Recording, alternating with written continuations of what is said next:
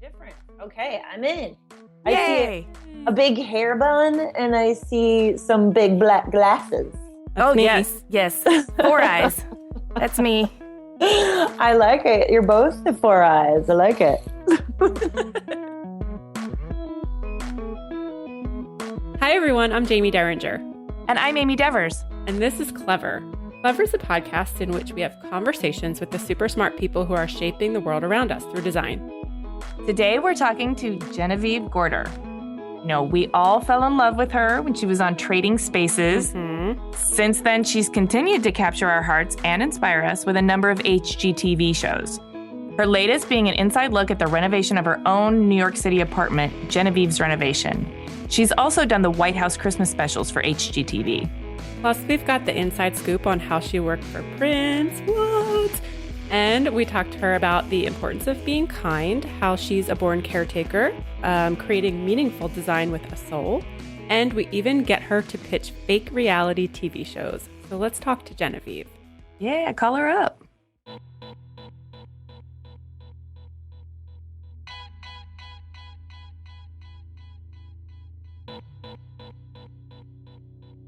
Oh my God. I just threw the craziest party yesterday. I think we went through about 90 bottles of wine. I'm recovering as we speak. I mean, we seriously had like 70 people yesterday. Oh my God. My what Easter was it for? throwdown. Easter. And I throw every year. It's just like such a great excuse to celebrate spring. And it was a beautiful day because, you know, when it's just right and the electricity is right and everyone just kind of floats. That was that day. You can't plan it. It just happens. That's awesome. It was awesome. It's fun to finally talk to you, Genevieve, because I feel like we've probably worked with a lot of the same people, but I've never met you in person. Tell me exactly your HG relationship. I did a season of Trading Spaces the last season, but a lot of the same cast came back. And of course, Paige Davis and Frank and Hildy and all those people. Like the Lost season. I heard about that season. Yes. Yeah.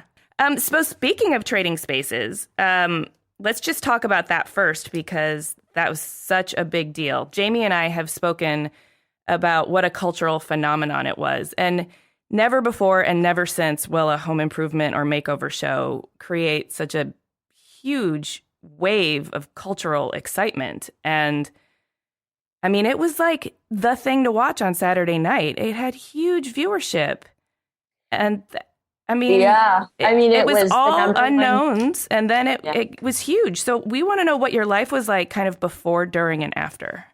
Trading Spaces days. Well, I mean, like you said, Amy, it was a show that you couldn't really plan for because it was the first. It was our first design transformation show in our country, and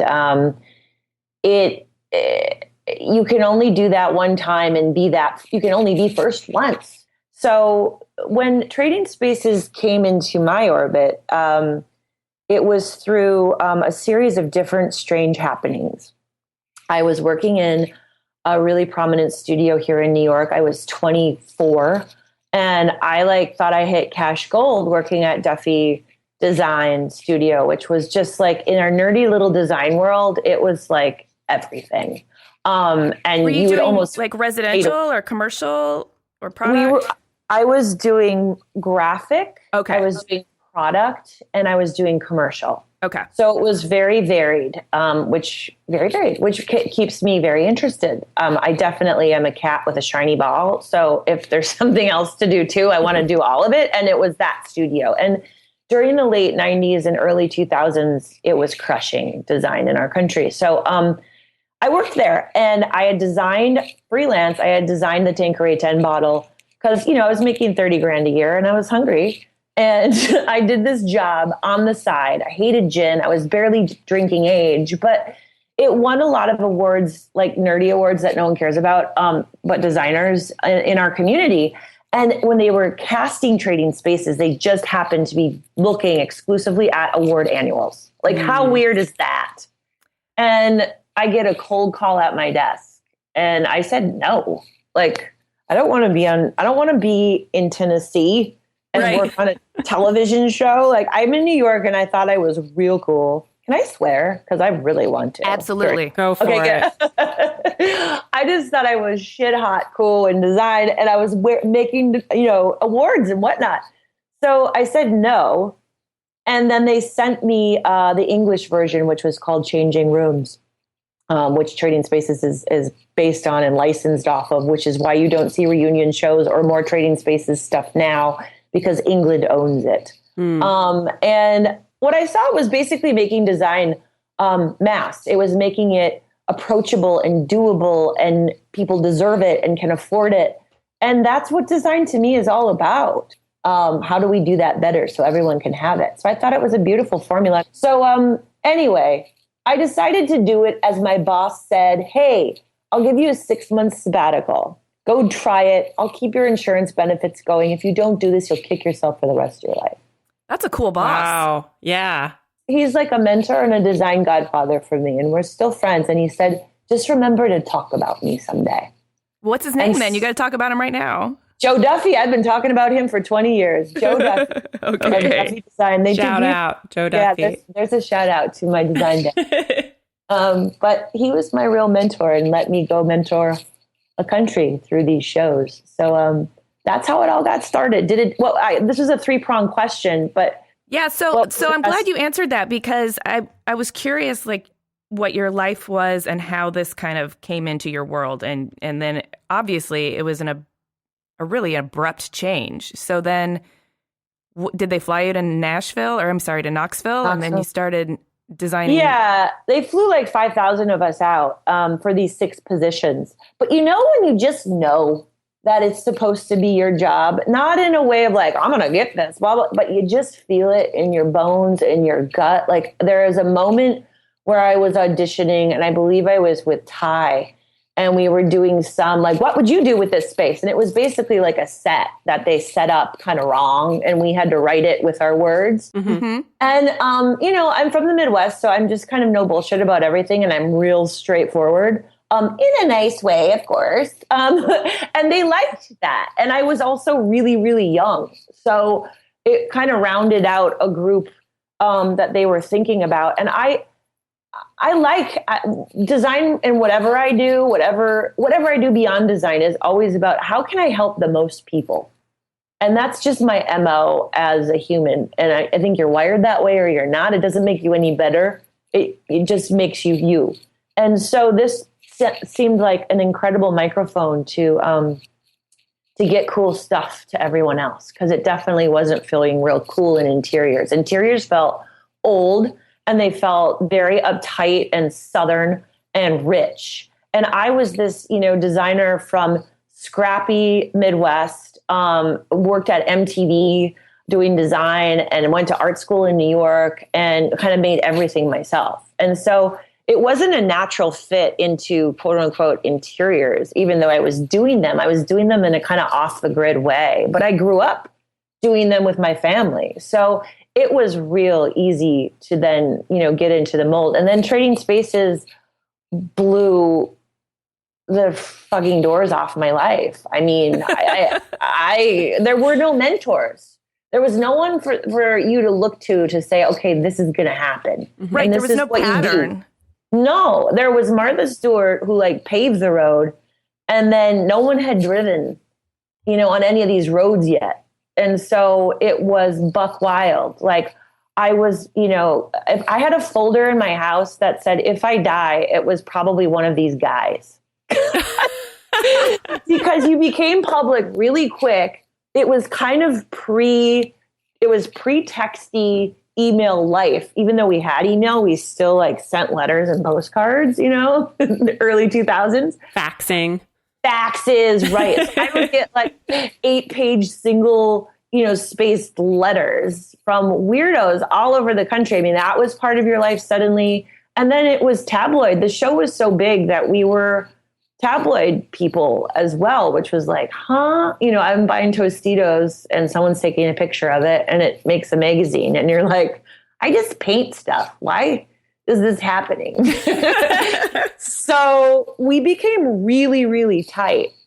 The cast of Trading Spaces was like a lifeline for me and the crew, because we were going through this crazy shipwreck, beautiful shipwreck, together. And we all had to hold hands. because no one else could really relate to this kind of life. I was gone 25, 26 days a month on the road. This became a new family, and my rocket of success took off really early in life. And it wasn't like my peers who were 24. And so you lose a lot. Did that create weirdness with your existing relationships? Sure. And that's where you wish you had a community to reach out to say, hey, what do you do when this happens? Yeah. But no, it was just us. So we related to each other. However, I was so young, I didn't really have any peers my age to relate to on the show. But it was hard. I did lose a lot of friends those first couple years because you just weren't present and they didn't understand your success or what your life was. I wouldn't tell people when I came home because I just needed to go fetal and recover and not talk, for days. I just needed, you had to figure out the balance of what your life was because no one could show you how to do it right. But yeah, I think we all lose friends. Like every 5 years, there's a filter of life. Mine just happened very, very young. And you know what? I would have lost them anyway along the way. But it was a very expedited trip socially. But I also gained, families for life. So it was incredible. I don't think you just have one rocket in life. I think I've had the opportunity to ride so many, but my first one came really young. And your ability to keep riding and seeing the cycle of how you come up and come down and plateau is, how comfortable you are in your own skin. And that will determine really your longevity in this crazy business and how the world sees you. So it's that I've just taken solace in my family and how they've raised me and the groundedness of coming from where I come from. Okay, so that makes a lot of sense. I was going to say you sound like a very grounded person. And I also just feel kind of like a kindred soul because I'm also from the scrappy Midwest and I also went to art school in New York City. And where are you from? I'm from Ypsilanti, Michigan. And you're from where in Minnesota? Minneapolis. Yeah, I'm a city kid. So how is it that you were born and raised in Minneapolis? What's your family situation? Well, I'm half Norwegian. And so that half came a while ago. All the Norwegians and Swedes came to Minnesota because they understood the weather and the land and how to farm it and how to fish it. So that makes a lot of sense. But they didn't really go anywhere else. There's a little group in Seattle and a tiny faction in Texas. But it is like so definitive of where I'm from. So yes, we're all tall and 5'10" is like average female height. And I'm not tall anywhere. As soon as I leave, I was like, oh shit, I'm big. But at home, I was like definitely middle row of the class picture. You've seen the miniseries. It's like Per, Bjorn, Thor was my first boyfriend, but we're Midwest. So we have like this serious R&B, music, history, lifestyle, culture. And Prince was our god. I worked for him for a couple years when I was underage and illegal, but it was awesome. Wait a second. Yeah, let's just talk about that for a couple minutes. Sidebar. Yeah. What? Details. I worked for Prince. Let's see. I worked in restaurants since I was 14. And, we were 3 kids. I was the oldest young parent. So we all got jobs. That was just it. So, but I was working in this really cool restaurant and everyone was like a good, 10 years older than me, 5 years older than me. Anyway, I was on high school breaks and then into college breaks and Jimmy Jam and Terry Lewis would come through all the time. And, it was just that spot. And one night Prince's guys were coming through and, what the heck happened?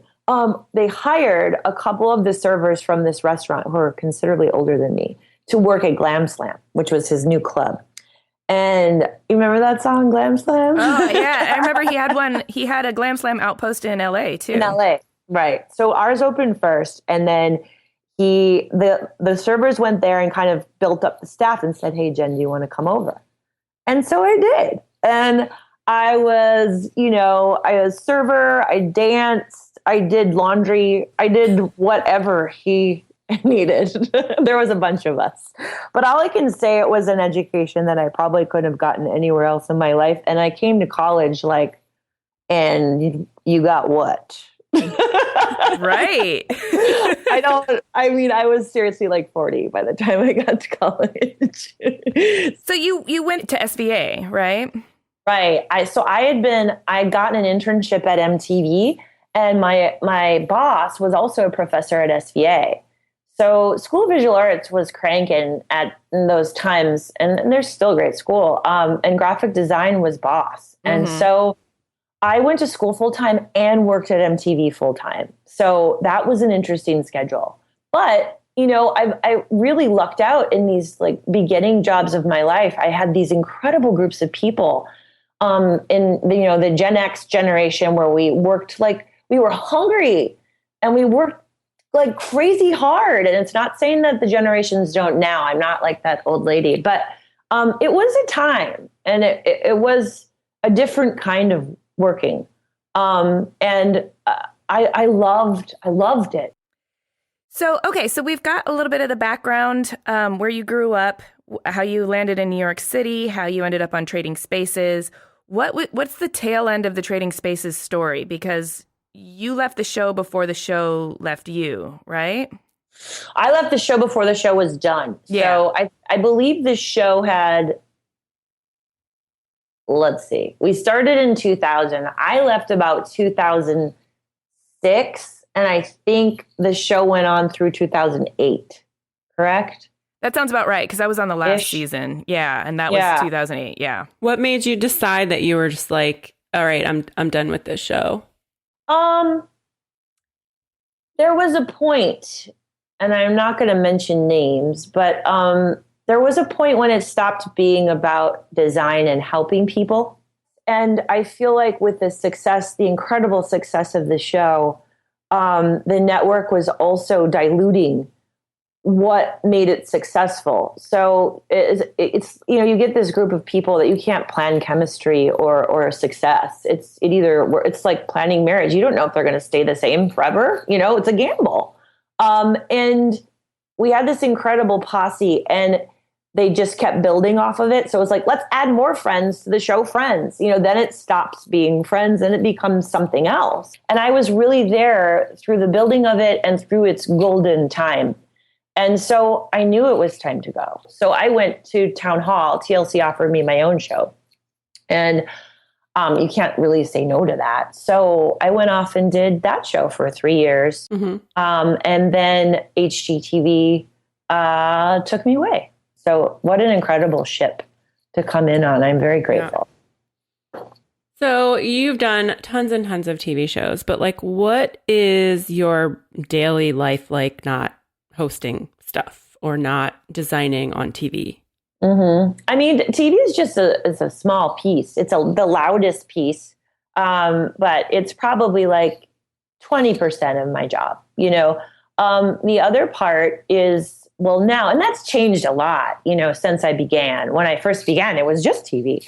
Now there's so many different layers. There's a lot of product layers, a lot of which launches this year and into next year. That's been really fun and entertains, my little art nerd, where I can just draw and touch and be quiet. And in my wormhole, like we all have that wormhole as designers where it rains and we're like, I just want to turn on my music and make stuff and get weird. So that's one layer. As you get older too, it's, you earn those positions that a 23-year-old can't legitimately hold seriously. Like, do you want a 23-year-old designing your kitchen? Not really, and now that you have life experience, you're trusted. And then the charitable side, what are you doing to change the world with this microphone you've been given? How are you making a bigger difference beyond yourself and your city and the money in your pocket? And that's been an incredible addition that I've been waiting for a really long time. And I finally joined up with just the right partner, and I've become a Planet Ambassador with Oxfam. So I'm doing a lot to push television right now with them as well, of how do we make home sexier? How do we make home more soulful and more cerebral? it's important to keep pushing. And I definitely have pitched a lot and run up against the wall, but have just recently found the little loophole. So it's really finding the right team, the right people with the right foresight and experience and that right channel. Mm-hmm. And when that all lines up, oh, you got to ride that wild donkey. Are you alluding to a future project? I am. I'm alluding to a future project that definitely is under NDA, but all I can say is it involves a lot of work with the refugee situation and travel and global home and what is home. That sounds amazing. That sounds amazing. So, yeah. And please tell me there's some wild donkeys in there too. There's wild donkeys that I'm riding kind of all over the planet. So you'll see it soon. Probably on a channel you've seen me on. I want a tattoo of that. You got to keep it fun and you got to keep it interesting or it all just feels like work, right? Right. Put a wild donkey in there. Yeah, okay, that's a new addition. Go ahead. We have a lot of questions to ask you. I feel like we could talk all day. I want to learn a little bit more about what your creative process is like. Yeah, just about any creative process or space. Yeah, I mean, when you approach a project, are you like, oh, what are the budgets? What are the specs? Like, what are you thinking? What's your first thought when you walk into a space and you talk to the people about what they want? For interiors. Okay. I don't really like to know a lot of the technical other than I need to feel the space and I need to feel the person, because what they need is usually something that they don't know how to communicate. And that's why you're there in the first place. But the quiet conversation is really feeling how they move through a day. What kind of music do you listen to? Because how you dance and how you flow and what that light is like musically is a huge part of who you are. When you get someone's playlist, that's like their intimate junk. Interesting. You know, that's when I really understand somebody. And so I'll often ask them to make me a playlist for their house. And I did that for my architects and my contractors. So it's like, we're a team. This is what it's going to sound like and feel like when we're done. Because words don't always take them there. So that I think is, even more important than what books they have on their shelf into their inner being.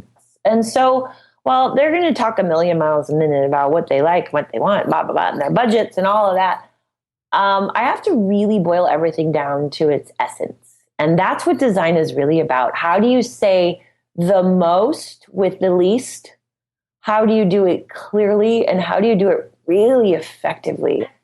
It's not about numbers. It's not about colors. It's really about how you layer and make that space dance. And that's my delight in designing. I combine everything from my whole life to make spaces for everybody, including myself. It's a big fat fusion. And music is the first language I speak on everyone's house. Where's the pause? Where's the allegro? Where does the mic drop? That's how I see space. That's some good advice for everybody out there. Make your space dance. That's right. That's what design is. It's a dance. Are there particular challenges in your career that you really enjoy doing, and what freaks you out? Like, what gives you a total panic attack? The challenge is consistently the same in the construction world and home building world. It's predominantly male. And as a female coming into that, regardless of how successful or how known you may be, there's a challenge of having to prove that you know what you're talking about every time you show up. Is it redundant? Sister. Yeah, right? I mean, I sit at the table and I have to take shit every time I'm put into a new building relationship. Because TV is doubted as if, are you really real? And I think that's totally that's a fair doubt. Legitimate. Yeah. Fully legitimate, because a lot of us are not. But at the same time, there's definitely some major misogyny going on. So I try and enjoy it because I know what's going to happen every time. And I usually just deliver a line in the beginning. I say, look, we're doing this for TV, and I can either make you look like a rock star or I can make you look really dumb. So it's your choice how you want this ride to go. So we're either going to hold hands and enjoy it and have a great time, or I'm going to drag you through this tunnel kicking and screaming, and you're not going to look good when you see yourself on TV. So let's have a good time, shall we? And most of the time they'll figure that out, but I have to be a hard ass in the beginning, which is not my style nor my natural personality. I hate that challenge. I'm sick of it, but I know that this is my generation and my life, so it's what it is. I've done pretty well considering. Well, I love how you just told off the contractor, because I can relate to that. But it also gave me like a little bit of a window into the like tough mom Genevieve.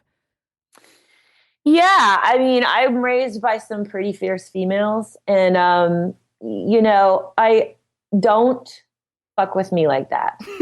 I am a really nice chick, and kindness and giving is my first instinct to everything in life. But if you're going to punish me because of what I look like or my sex, or that, you think I'm dumb because I'm on a certain medium or I look a certain way. Or because you want to have sex with me and I don't want to have sex with you. Right. Because it's not going to happen. Right. Yeah. I mean, it's very much like high school in that way. And I will cut you. I will break this 40 and then I will slice your neck with the broken glass. Right? That's where you see my scrappy. Like, I was raised in a different time. It was scrappy. You don't make me get the box cutter out. No, like, just let's have a good time. Don't do that. So anyway, yes, I am a lion mom. I am a Leo. I am nice until you push me so far, and it's got to be far. But then and only then the claws come out when we're in the bleachers, not at first base. Bleacher time. Okay. But you'll know it. And you have a daughter, right? Speaking of being a mom. I do. I have an 8-year-old daughter. And are these the mom lessons that you're imparting to her? Like how to lead with kindness? Yeah, lead with kindness always. When she says she has a new friend or she has a new crush, it's always, I say, well, what do you like most about this person? And she'll say, they're kind. And that holds the most weight in our house. And I think it's also the most underrated trait of human beings, period. It's what lasts the time, the years. Looks fade, money fades, but kindness never does. That's something to invest in. Is she a chip off the old block, or is she some beautiful alien that you're not sure how she came to be yours, but she is? Good question. She's definitely a chip. Like if there was a soul transfer, okay, it happened. I'll never forget this time. She was probably 5 days old. No, maybe a little bit, maybe 5 weeks old. And we had her out, and this man, he must have been in his 80s, just kind of appeared out of nowhere, white hair, big brown eyes. And he came up to me and he grabbed my shoulder and he said, she has her father's eyes and her mother's soul. And he disappeared. And it was like, we just, both of us, her father included, just like goosebumped out. We're like, that was an angel. And he was absolutely right. She does. Soulfully, yes. But we are very different. Like there's part of her that is very alien to me. And so I have to honor those differences and really study her. And that's been a joy. Yeah. So she is, I would say 75% chip off the old block and 25% her own alien being. Mm. You mentioned her father, and Wikipedia says you have an ex-spouse. And oh yeah, I do have an ex-spouse. I also have an ex-spouse, so I'm not asking just to pry. I'm actually really, really curious if you had to go through this painful thing called divorce while you were in front of the camera, or how you handled that, because frequently it's the right choice to make, but it's never an easy one. No, I can't say that anyone's asked me that question before, so thank you for that. I have done everything in front of the camera in my adult life because it's always been on, all the hard stuff. It's something that work is the counterbalance of anything hard. Divorce is hard. I think divorce actually isn't hard. I think it's all the years before you make that decision that are much harder. It's always all the preparation before the storm, and then the storm comes, and it's like, I was more scared before the storm hit. Yeah, it's like being nauseous before the throw up. Yeah, and there's no one reason, and I don't consider it a failure. I think, just because we leave one job and go to the next doesn't make that last job a failure. For some reason, we kind of say that about matters of the heart, which I believe it's all rungs on the ladder. I'm supposed to go somewhere. And this was a place I was supposed to be for a while, but not forever. No one wishes for divorce, and it wasn't the plan or the fantasy. But wow, am I happy I did it. And when I hear someone got divorced, I never say I'm sorry. I say, congratulations, because I know how many years it took you to make that decision. And it wasn't easy. And once you did it, then congrats, because you're in a different place. You're in a happier place. And I've been like a phoenix since all of it happened. And since a lot of relationships have come and gone. And I feel every time like, okay, that was supposed to be. And now what's next? I have no idea, but I'm so excited. Does that mean you're dating? God, sure I am. I actually have a boyfriend right now that I have known for over 26 years. I met him when I was 15 and I was an exchange student. And he came back and he flamenco stomped my life and said, I have been waiting for this moment for 26 years. You are the woman of my life. Close the doors. No more patients in this hospital. And I was like, what? He goes, you take care of the world. Now you stop, huh? And so I thought it was pretty funny. So yeah, we're definitely dating, but we've known each other like the majority of our life, which wow. Yeah. Who knew? Who knew? It's all been an incredibly unplanned and beautiful ride. That is a wonderful story. I love that you finished up the divorce question with a really colorful love story on top of it. And I love that it's somebody from your past, because I don't know, there's definitely this feeling that people that have known you for a long time know the real you. And so when they come back into your life and say, I want to be a part of it, they're not fucking around. You're right. And I really, the men in my life that knew me as a girl are the most powerful men in my life forever, and have been probably the most powerful love relationships I've ever had. And that's because they knew you and define you as the rawest form of yourself, right? Mm-hmm. The part before success, when you were all on like the same stage doing the same stuff. And there's no other time like that in life than when you're a kid. And they'll tell you to just shut up. And they're not scared of you. And I like a man who's strong enough to say no. There's so much love after divorce. Then anyone who's thinking about it, should probably do it, because you just don't think about it if you're not supposed to. But you always worry there's nothing after that. It's a beautiful intermission. If what you had wasn't working, it's the most beautiful intermission in life, and you should take full advantage of it. Wow. You're thinking about that, ladies, huh?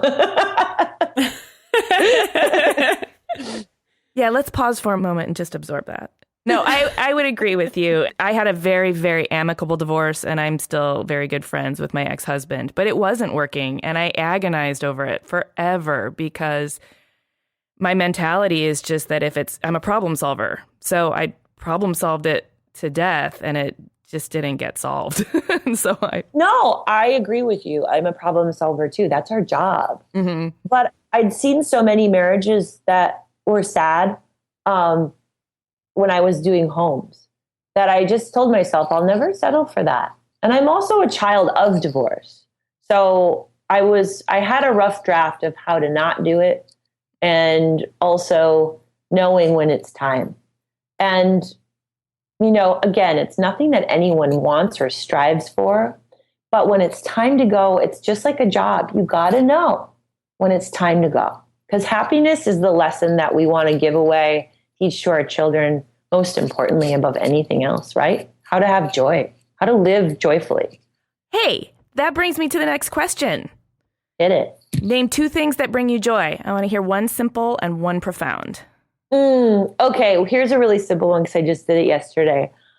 I love throwing a beautifully curated all-day hangout at my house. I love inviting everybody.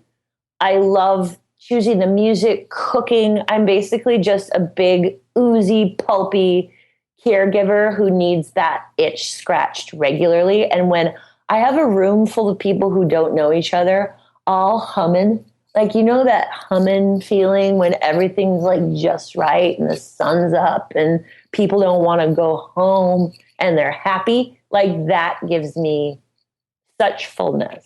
I love that. Okay, so that's my simple one. And then you want a profound one of what gives me joy? Mm-hmm.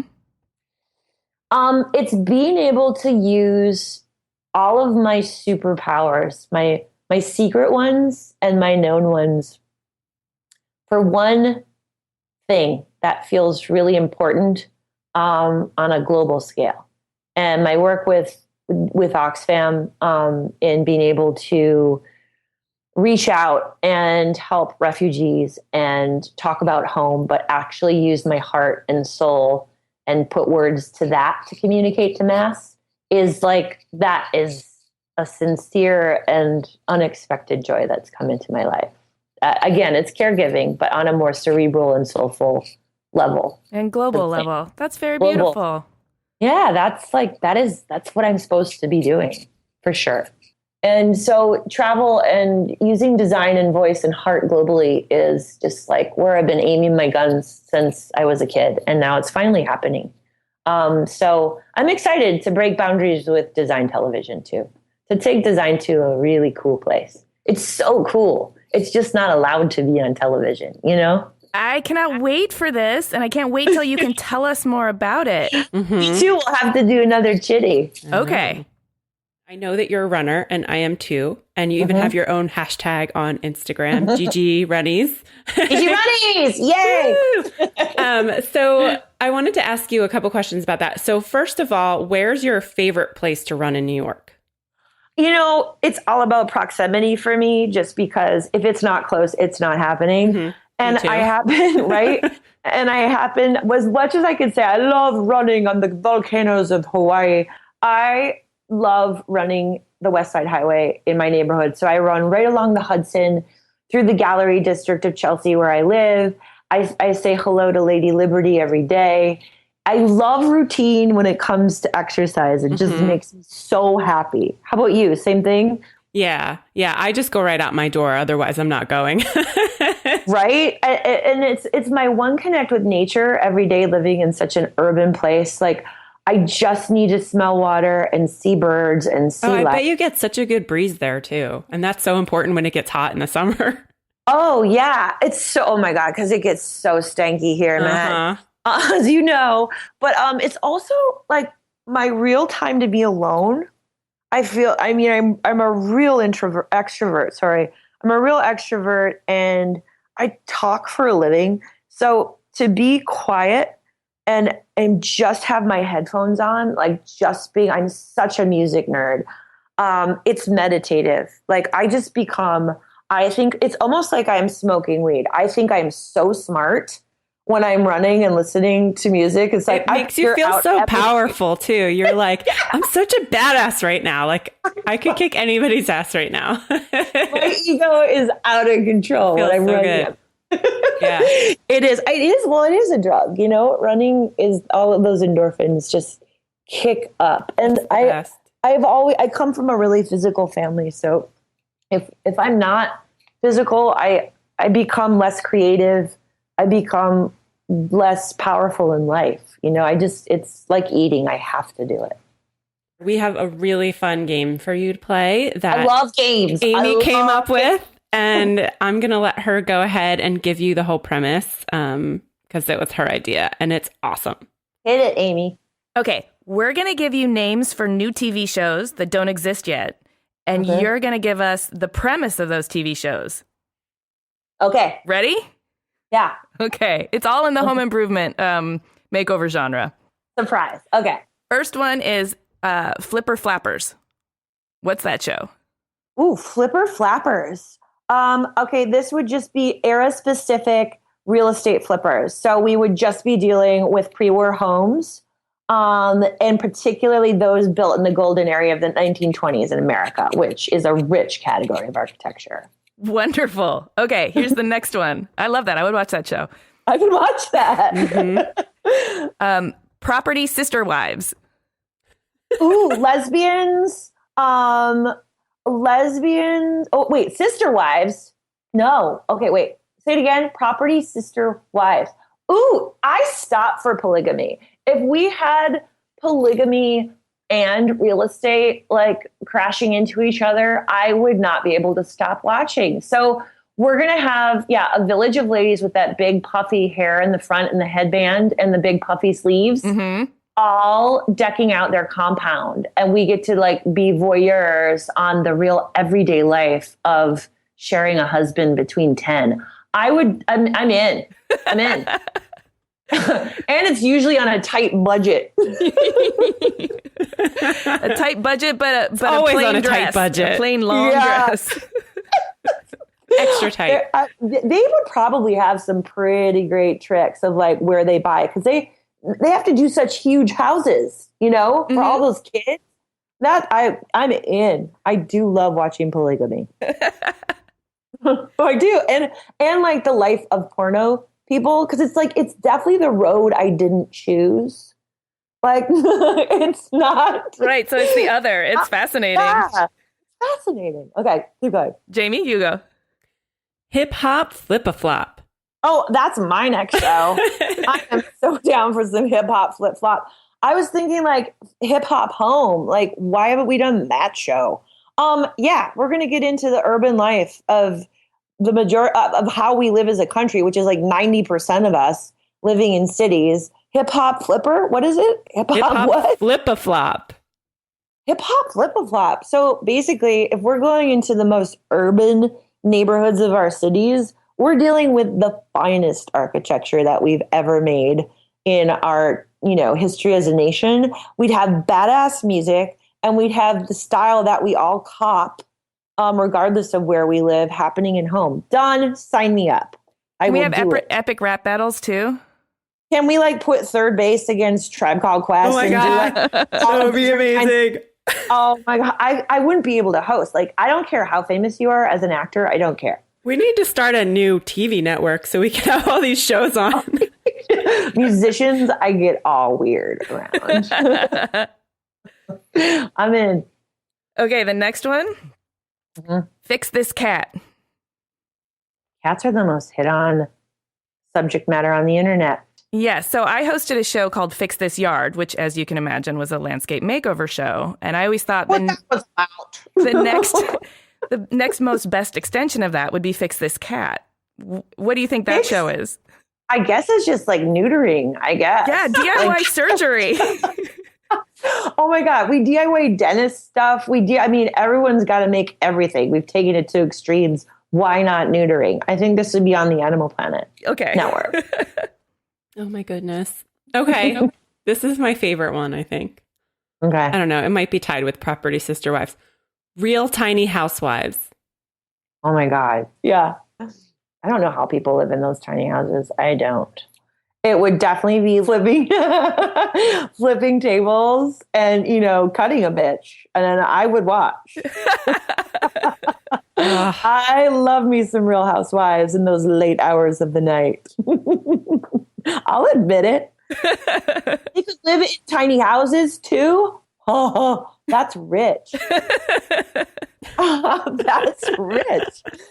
Well, this has been super fun, and this has been a real treat. I'm so glad we got to talk to you so much. And we want to know, obviously, you have the Oxfam show that you can't talk about, that you have talked about, that we're really excited about coming up. But you also mentioned you had a lot of product launches this year. What's coming down the pike? Well, my textile line launches in June, which I'm super excited about. I think we have over 50 new textile designs, which will be available to everyone, everywhere. Like I said, in June. I have a really big all-inclusive line launching with Land of Nod next year. So everything for kid, from forts to bedding to bookcases and desks and chairs and lights. I mean, it's everything. And it's been so exciting because kids are just my favorite clients ever. And they are cooler than anyone. So they deserve the coolest stuff. Also, bedding comes out this summer. I have a stationery line with Pear Tree. You can find all of this on my website, where to get everything. And there's another thing I'm doing. What is that? Accessories. And they're launching later this year. So it's been kind of home accessories or fashion accessories? Home accessories. Okay. So all wall decor, the little tchotchkes of life. So it's been a really productive year. I've just been like hibernating and making, and now everything is starting to be born.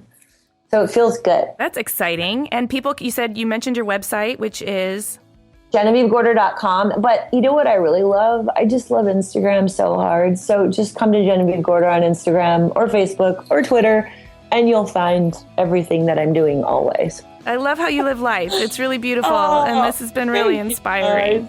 Thank you so much. Thank you. Love you guys. Have a good day. Thanks, Jen. Thank you. Bye.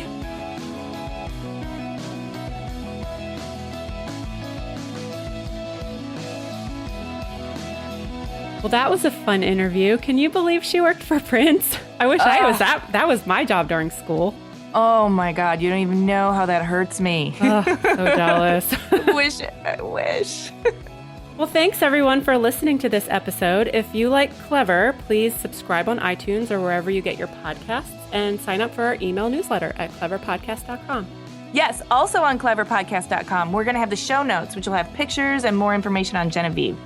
And on our social media accounts, you can find us on Twitter, Instagram, and Facebook at Clever Podcast. This episode of Clever was edited by Chris Modal of Your Studios with music by L1011. And a special thanks to Jenny Rask for our logo. And thanks everyone for listening. Thank you.